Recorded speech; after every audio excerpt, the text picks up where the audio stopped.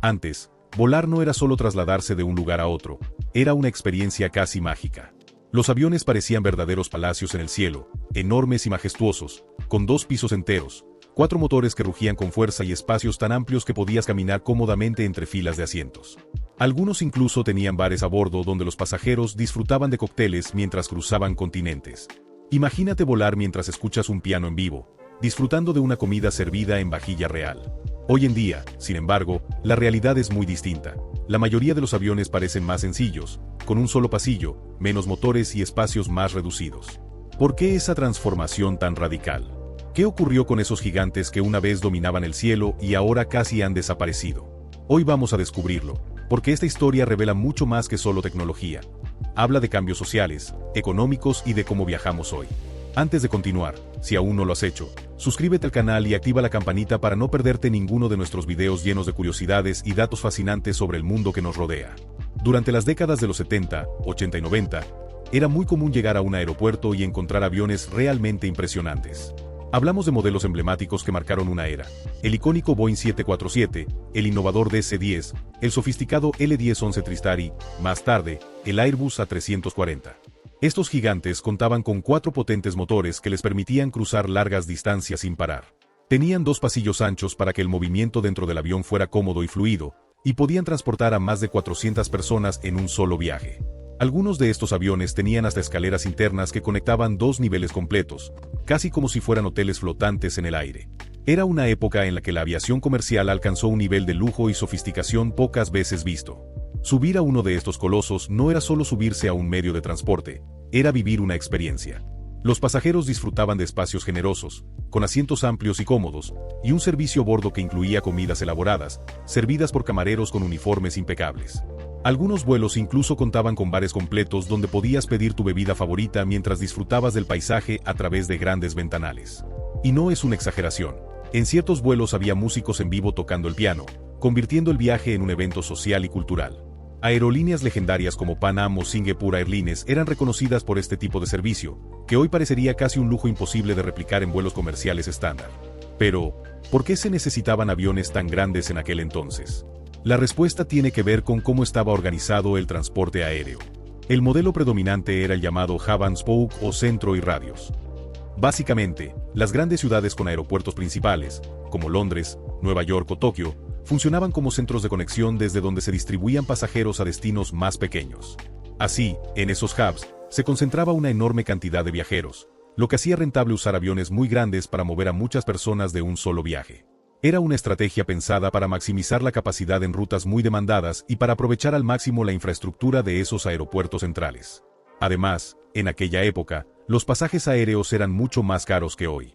Esto permitía a las aerolíneas ofrecer un servicio de alta calidad, con más espacio para cada pasajero, comidas elaboradas y otros detalles que hoy consideraríamos un lujo.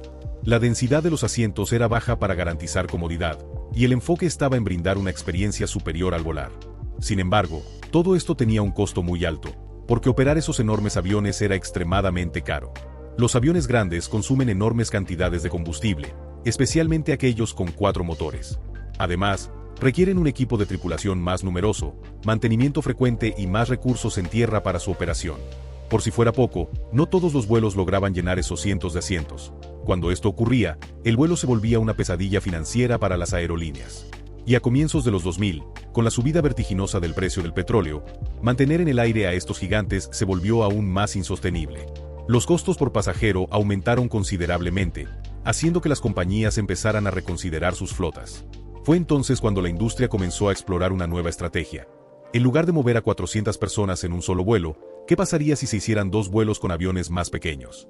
Esta idea dio pie a la aparición de modelos como el Boeing 737 y el Airbus A320.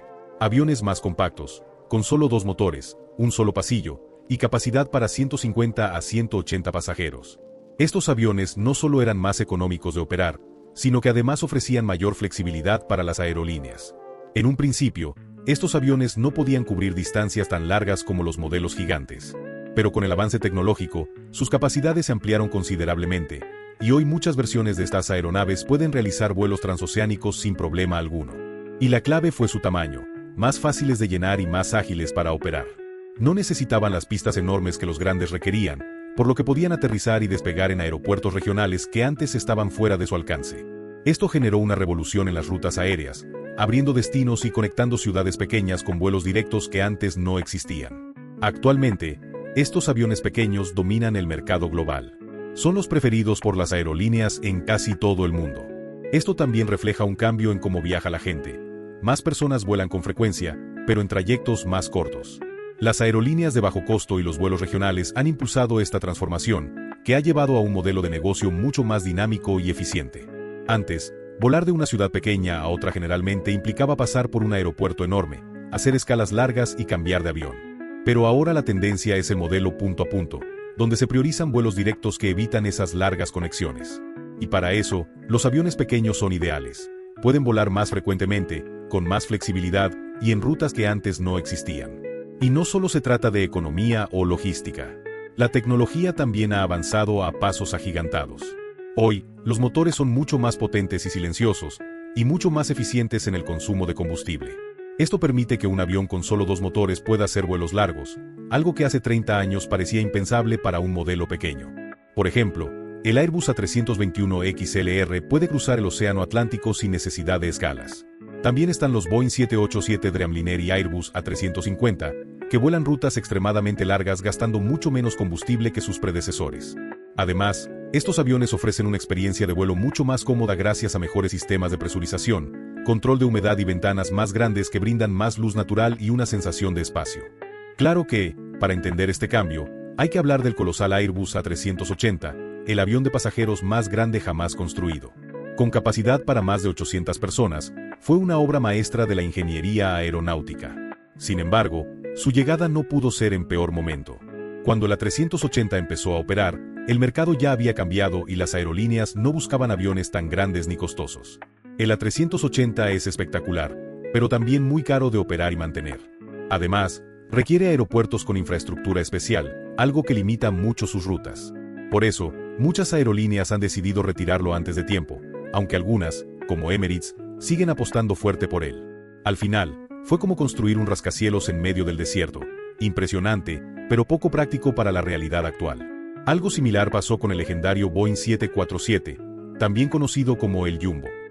Fue el rey indiscutible de los cielos durante más de 5 décadas, un símbolo de la aviación mundial que apareció en películas, sirvió como avión presidencial y cambió para siempre la manera en que viajamos. Pero con el tiempo, fue desplazado por aviones más modernos, eficientes y versátiles. Hoy en día, el 747 está casi fuera de servicio en vuelos comerciales, y muchas unidades han sido reconvertidas para transporte de carga. No obstante, su legado sigue vivo en la historia y en el corazón de los amantes de la aviación. No se trata de que hoy seamos más tacaños o que no valoremos el espacio, sino que el mundo cambió. Las aerolíneas buscan ahora eficiencia energética, flexibilidad en las rutas y un ahorro significativo en costos operativos. Y los pasajeros quieren viajar directo, sin escalas interminables, con comodidad y rapidez.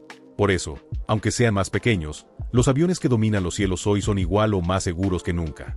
Equipados con tecnología avanzada, ofrecen prestaciones que los modelos antiguos ni siquiera soñaban, y permiten que más personas puedan volar con mayor frecuencia.